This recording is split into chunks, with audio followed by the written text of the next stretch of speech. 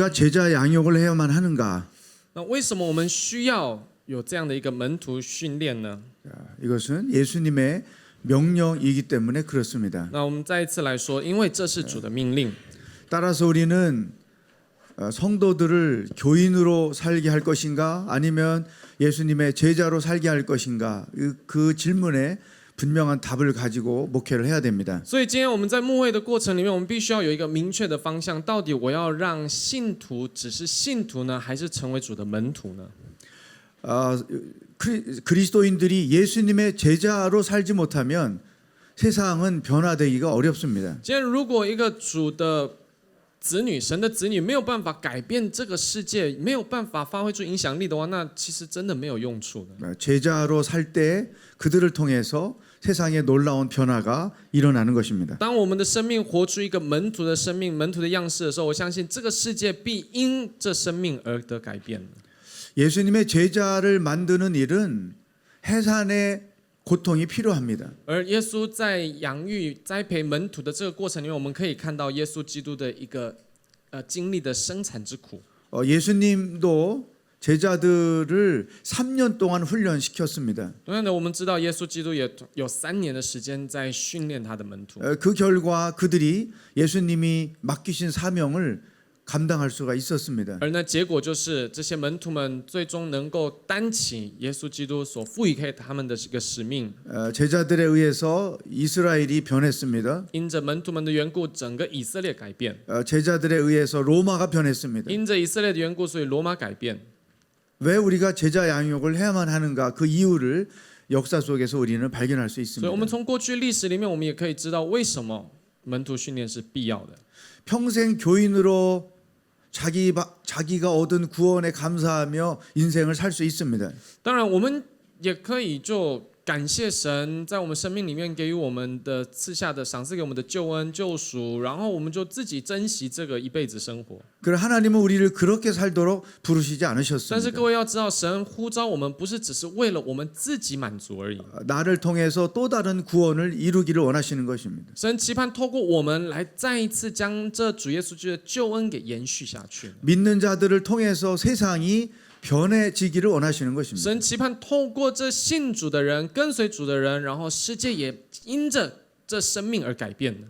우리가 제자가 되지 못하면 결코 세상을 변화시키는 일을 감당할 수가 所以 없습니다. 务必要知道，今天如果我们没有成为门徒的话，那今天我们其实没有能力去担当改变世界的这个责任。 교인으로 살게 할 것이냐 제자로 살게 할 것이냐 이 질문에 여러분들 답을 해야 됩니다. 所以各位，我们必须要常常的面对这样的一个问题：到底要使信徒就单纯是信徒而已呢，还是成为主的门徒？ 자, 한 사람의 분명한 제자를 양성하기 위해서는 기다림과 인내가 필요합니다. 那当然，为了栽培出一个跟随主的门徒，真的需要忍耐、耐心等候。 그래서 1대1 제자 양육에서는 한 사람의 제자를 훈련하는데 1년을 요구합니다. 所以，通常我们在1对1养育训练的门徒训练的这个过程当中，我们大概会抓1年的时间来去栽培出一个养育者。 첫 번째 단계는 동반자 과정입니다. 当然，第一个阶段就是身为同伴者的阶段。 16주 동안 양육자와 동반자가 만나서 말씀을 공부하고 삶을 나누는 시간을 갖습니다. 透过16周的时间，然后身为同伴者，然后去见到他的养育者，然后两个人一起在每一周当中去分享神的话语，聆听神的话语，一起分享他的生命。 여러 교회들이 거기까지만 훈련을 하고 마치는 경우가 참 많습니다. 那当然，我也看到很多的教会就这个门徒训练就停在这个阶段而已，第一阶段。 그러나 동반자 과정을 수료했다고 해서 양육을 할 수 있는 능력을 갖추는 것은 아닙니다. 但是各位务必要知道，不是说你完成了同伴者的阶段，你就可以成为养育者了。 그래서 두 번째 단계인 양육자 과정을 거쳐야 됩니다. 必须要再一次经过第二个阶段的一个养育者训练的这样的阶段课程。 동반자 과정은 1대1로 공부를 합니다. 在我们韩国的话，同伴者课程这个阶段是1对1的， 그러나 양육자 과정은 1대 다수의 형식으로 공부를 합니다. 但是在韩国的话呢，我们养育者训练的课程是1对多的方式来去进行。 목회자나 또 양육 경험이 많은 장로님들에 의해서 양육자반이 진행이 됩니다. 而那一位一是可能是我们教会的牧者们，或者是在教会当中已经经历过许许多多养育的这样的一个长老们来去主责他，然后呢，以多位学员的方式来去进行。 1대1 제자 양육을 보급하는 과정에서 많은 목회자들이 이 양육자 과정에 대하여 어려움을 갖습니다.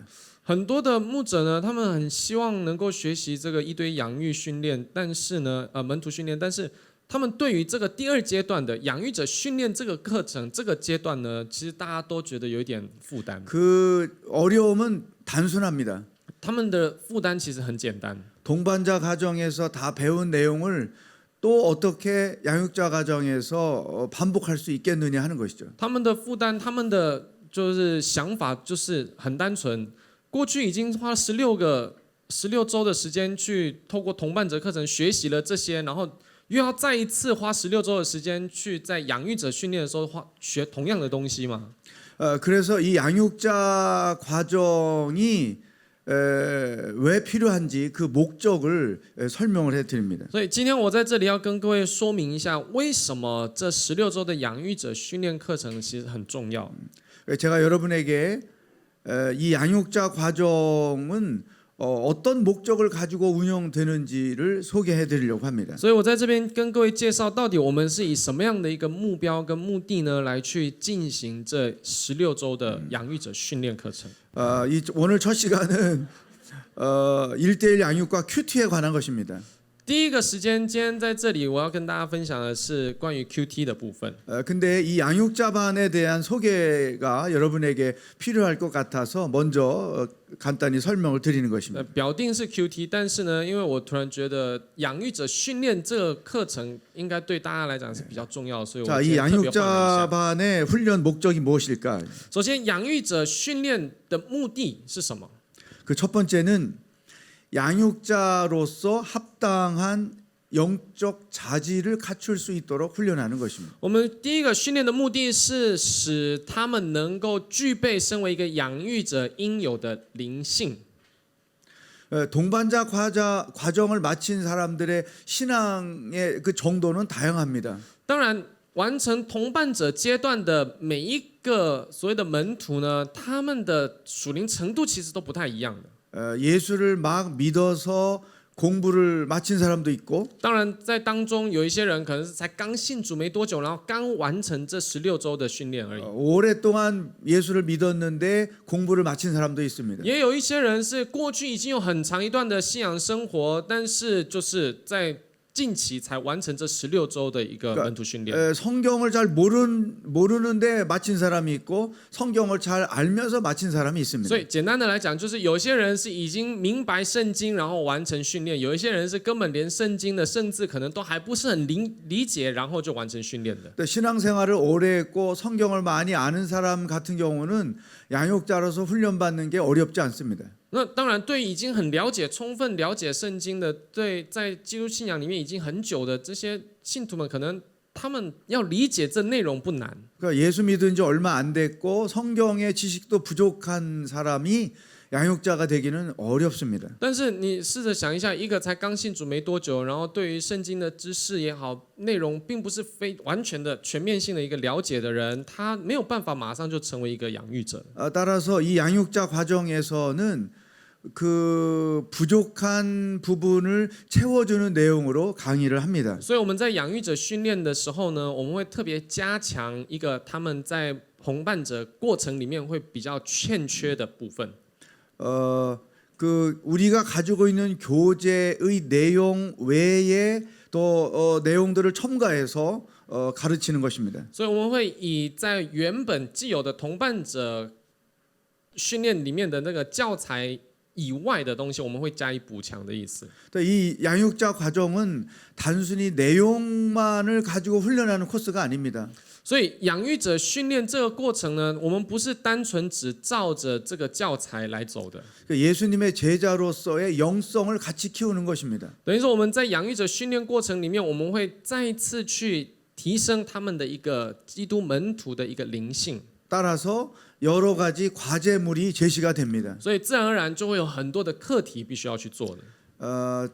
필독서를 읽고 독후감을 제출해야 하는 숙제가 있습니다. 在他们的一个训练里面，他们必须要有读就是必读的书籍，然后呢信仰的书籍，然后必须要交出那个阅读报告。 또 큐티를 매일 해서 그 노트를 제출하는 숙제도 있습니다. 并且他们也有这样的课题，是每一天都要 QT， 然后并且在一周当中把每一天的 QT 就是交出来。 그리고 각 과에 맞는 액티비티를 제시하기도 합니다. 当然，我们也会照着每一个单元，然后给予一个活动。 그러니까 양육자로서의 충분한 실력을 갖추게 하는 것입니다. 所以就是栽培他们，让他们能够具备一个身为养育者应有的一个灵性跟实力的意思。 두 번째 양육자반의 목적은 양육을 잘 할 수 있도록 방법을 훈련합니다. 那第二个，我们养育者训练的目的呢，就是训练他们，帮助他们提升身为养育者的一个方法，养育的方法，就是提升他们一个养育的方法。 그 양육자 과정을 마칠 때쯤 되면 공통적으로 그 훈련생들의 마음에 염려가 있습니다. 养育者训练结束的时候，其实很多的这些养育者，他们心中都会有一个疑惑。 그 염려는 곧 내가 올바로 양육을 할 수 있을 것인가에 대한 염려입니다. 疑惑也好，或者担忧，他们会担忧说，到底我能不能真的好好的去养育一个人？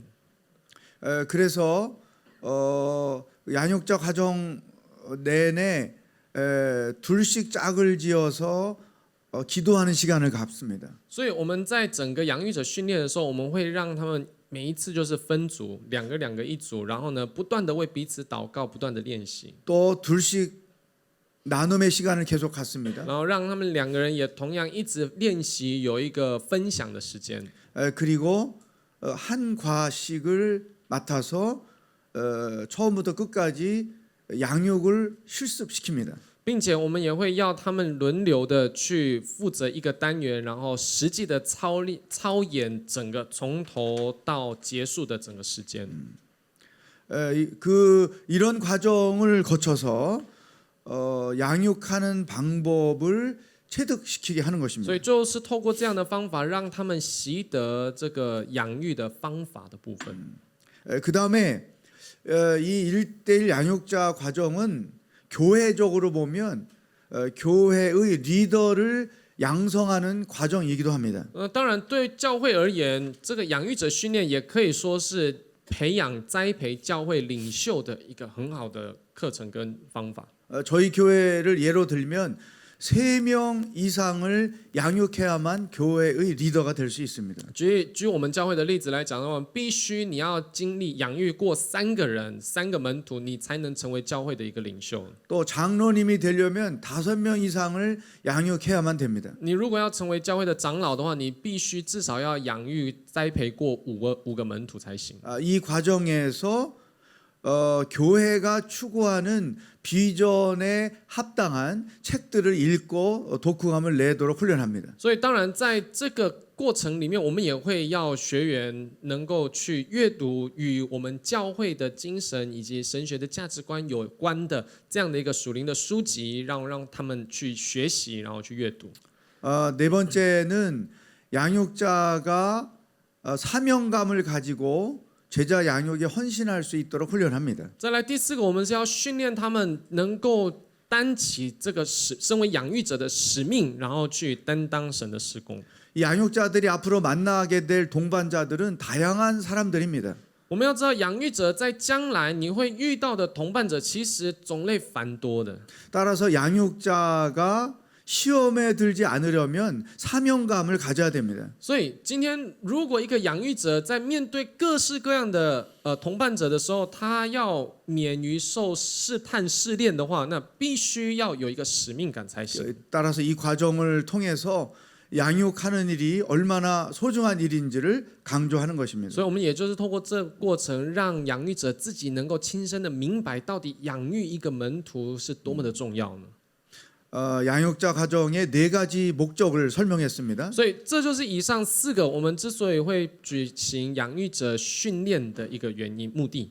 첫째, 영적 자질을 높여주는 훈련을 합니다. 我再说一次，第一个是提升他们属灵的灵性能力。 또 두 번째, 양육 방법을 훈련합니다. 第二个，我们会训练他们养育的方法。 또 교회 리더가 될 수 있는 훈련을 합니다. 再来第三个，我们会训练他们如何成为教会的领袖。 사명감을 가지고 헌신할 수 있도록 훈련을 합니다. 第四个，我们的训练目的就是要他们担起有使命感的来去担待这个养育的责任。 그래서 이 양육자반은 단순하게 진행이 됩니다. 所以养育者班其实蛮单纯的， 두 사람씩 나누어서 큐티 나눔을 합니다.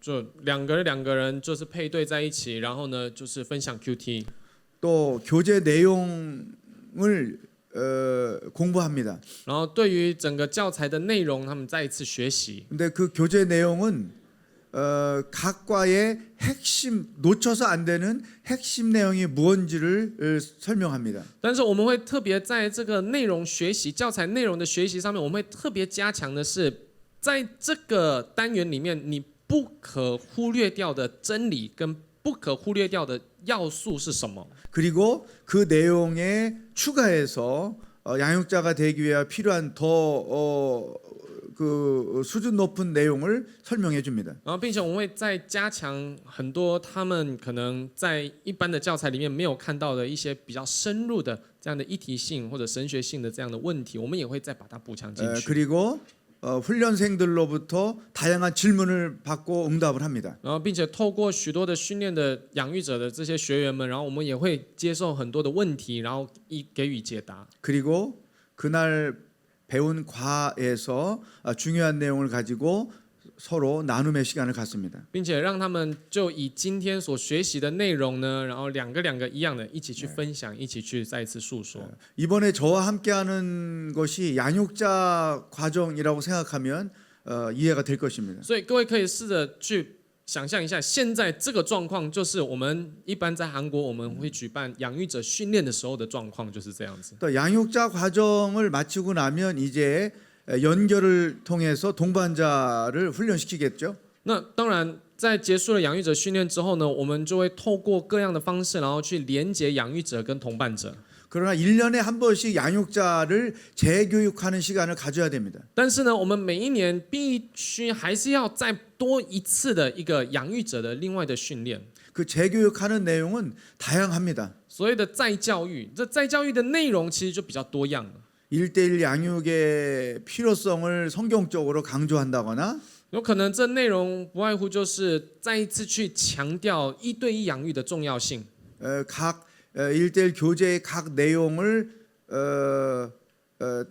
그 주제를 택해서 더 심화 있게 강의를 하기도 합니다. 或者我们也会把当中的各单元当中比较重要的一个议题的部分呢，我们也会独立出来当做一个特别讲座、特别训练。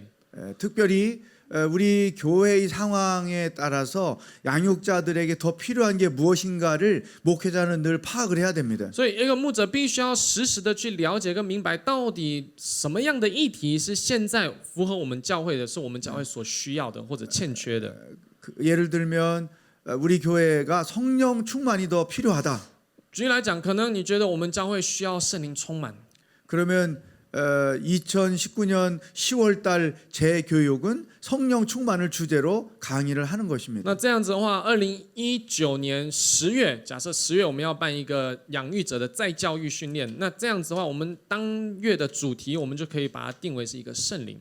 그리고 소그룹으로 모여서 내가 양육자로서 갖는 어려움이 무엇인가를 서로 나누게 합니다. 然后让他们再一次分成小组的形式去分享他可能在养育当中他所遭遇的问题或者经历到的状况。 그리고 그 어려운 문제들을 어떻게 해결했는지도 나눕니다. 甚至我们也会要他们再去分享，进一步的分享，你不只是遇到了状况，你怎么样去解决跟突破的。 그리고 1대1 양육을 통해서 내가 얻는 축복이 무엇인가를 나눕니다. 并且我们也会要学员们去分享这些在养育的过程当中他所得到的福分，他所经历的恩典有什么。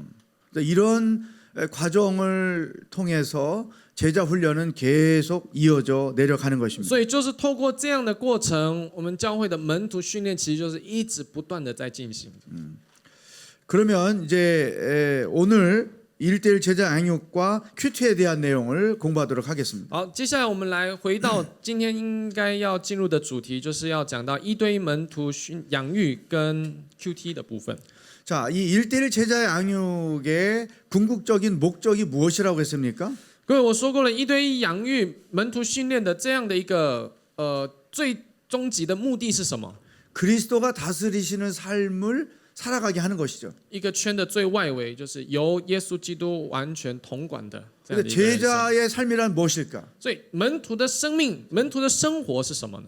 결국 그리스도가 다스리시는 삶을 살아가는 게 제자의 삶인 것이죠. 所以我们可以说，门徒的生活就是什么呢？由耶稣基督完全统管的生活，这就是一个门徒的生活。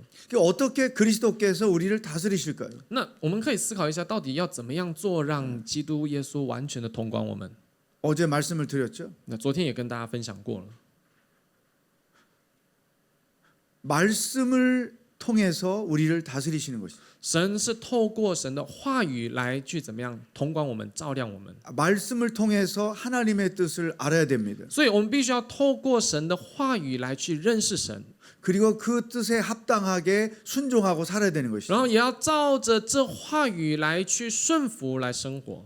내가 말씀대로 순종함으로 그리스도의 통치가 내 삶에 이루어지는 것이죠. 所以就是透过我去顺服神的话语、神的道，然后就成就了神的统管在我的现实生命里面。 지금 이번 주 생명의 삶이 시편 119편을 묵상하는 것입니다. 这一周我们那个活泼的生命的经文是诗篇119篇。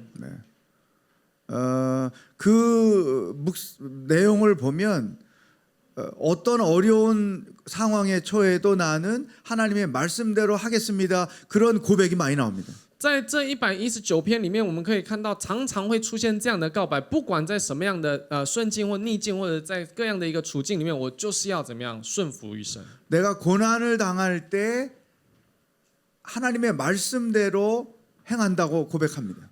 就算我遇到了苦难，我还是照着神的话语、神的吩咐来去行。 그럴 때 내가 당한 고난의 상황에 그리스도의 다스림이 이루어지는 것이죠. 当我们这么做的时候，在我们所遭遇的苦难里面，就有基督的统管在当中。 1대1 제자 양육에서 큐티를 강조하는 이유가 여기 있는 것입니다. 所以今天我们之所以在1对1门徒训练里面强调 QT 的原因在这里。 제자의 삶이란 곧 말씀대로 순종하여 그리스도의 통치가 이루어지는 것이죠. 门徒的生命到底是什么？就是照着主耶稣基督所传讲的话语、神的道，然后来去顺服生活，然后显明出神的道，这就是一个重要性。 예수님의 제자로 사는 사람들은 철저하게 하나님의 뜻에 순종합니다. 今天一个由基督所统管的一个门徒，他一定是完全顺服于神的。 따라서 이 큐티는 신앙인들의 일상이 되어야 하는 것이죠. 所以今天这 QT 必须要是我们一个基督徒们的一个日常生活的基本。 저는 대학교 1학년 20살 때 처음 큐티라는 것을 정식으로 배웠습니다. 我记得我在大学1年级，就是20岁的时候，那个时候我第一次知道学习到这个 QT。 대학생이 된 저에게 하나님이 주신 최고의 선물이었습니다. 我觉得那个是在成为大学生的我，对大学生的我而言，那是神给我最棒的礼物。 그때 이후 40년째 큐티를 하면서 믿음 생활을 하고 所 있습니다. 以从那之后，经历了40年的一个岁月，对我还是持续的在这个 QT 里面。 그래서 이 큐티하는 자들의 삶의 풍성함이 무엇인지를 저는 누구보다도 잘 알고 所 있습니다. 以我真的能够，我深切的明白，真的 QT 的一个生命，它的丰盛有什么？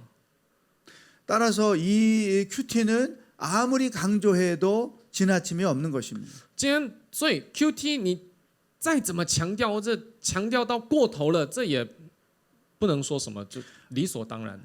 여러분들의 성도들이 하나님 안에서 행복하게 살려면 그들에게 말씀 묵상을 가르쳐야 됩니다. 今天如果期盼我们教会的信徒们能够真的在基督里得享那个幸福跟福乐的话，那我们一定要教导他们如何去 QT 呢？ 성경에 약속된 모든 축복은 말씀대로 순종할 때 이루어지는 것입니다. 圣经所应允给所有神的子女们的福分，这都是从顺服神的话语、神的道而来，不是吗？ 따라서 성도들이 복이 있는 인생을 살게 하려면 말씀을 묵상하고 그 묵상한 말씀대로 순종하며 살도록 훈련해야 됩니다. 所以今天，如果你期盼神的子女们、教会的信徒们是真的得享神的福乐的话，那势必我们当然要他们首先的懂得去 QT 默想神，然后去顺服于神的话语。 자, 우리 삶에 큐티가 왜 필요한가? 所以，为什么我们在我们的生活里面需要 QT 呢？ 첫 번째는 그것이 예수님의 제자로 사는 삶의 방법이기 때문입니다. 因为这就是活出门徒之道的方法。 두 번째는 성경이 약속하고 있는 복을 누리며 살게 하는 방법입니다. 第二个，这也是我们得神福乐的一个方法。 세 번째는 말씀을 묵상하는 것이 기독교 신앙 생활의 방법입니다. 第三个，默想神的话语，这就是基督徒生活的方法。 여러분, 기독교 신앙은 본질적으로 다른 종교와 철저하게 구분됩니다. 各位，我们所谓的基督信仰跟其他的宗教是完完全全不一样的。 우리 하나님은 살아계신 분입니다. 就我们耶稣基督，我们的神是活着的神，永活的真神， 우리에게 말씀하시는 분입니다. 而且他是会对我们说话的神， 그분은 인격이 있는 분입니다. 他是有人格的神。 따라서 우리와 대화하기를 원하시는 것이죠. 也就是说，今天神期盼与我们对话的， 말씀을 통해서 하나님을 우리가 만나는 것입니다. 所以透过神的话语，我们就能够怎么样经历神、遇见神的意思。 기독교 신앙은 살아계신 하나님과 인격적 교제 안에서 하는 것입니다. 今天一个基督信仰，就是在神那永活的真神里面，与他有人格的相交，这个就是基督信仰的本质。 기타 종교는 그들이 믿는 신이 인격적이지 않습니다. 其他的宗教，你可以去看那些他们所信的所谓的神、所谓的偶像，这个都不是有人格的神， 살아있는 존재가 아닙니다. 那些都不是活着的存在的。 죽어있는 신을 믿고 있는 他 것이죠. 们相信的是已经死去的或者不存在的， 따라서 그들이 믿는 신과 인격적 교제라는 게 불가능합니다. 所以跟他们所相信的神要有人格的相交，这个在他们的概念观念上是不存在的。 오직 하나님만이 살아계신 분입니다. 只有我们的神是永活的真神， 따라서 살아계신 하나님과 인격적 교제를 하는 것이 기독교 신앙생활 방법인 것이죠. 所以那理所当然的跟这位永活的真神跟他有人格的相交，那这个就是我们基督徒活着的方法，不是吗？ 따라서 성도들이 불교식으로 믿음 생활을 하게 하면 안 됩니다. 所以我们不能让信徒们就单纯好像是求神拜佛一样的来到神的面前， 우상을 섬기듯 믿음 생활을 하도록 가르쳐서는 안 되는 不 것이죠. 能让这些我们教会的信徒们他们的信仰生活就好像是拜一个偶像一样。 우리 신앙생활에 살아계신 하나님과 인격적 교제가 있는가 이게 중요한 것이죠. 所以信徒们在我们的基督徒的我们的信仰生活里面，到底有没有跟神有人格的相交？这个其实是最重要的关键。 예배 가운데도 임재하시는 하나님을 경험해야 합니다. 在我们的敬拜里面，我们也要经历到与我们同在的这位神， 내 편에서 해치우는 그런 예배가 돼서는 안 되는 것이죠. 不能只是就单纯就好像把它变成是一个乐章形式这样去结束 혹은 。 벌 받을까 두려워서 하는 예배가 돼서는 안 되는 我 것이죠. 们不能让我们的敬拜只是单纯因为惧怕神会给予我们惩罚，或者是神会怎么样惩处我们，所以因着惧怕而行的敬拜，这个也是不合理的。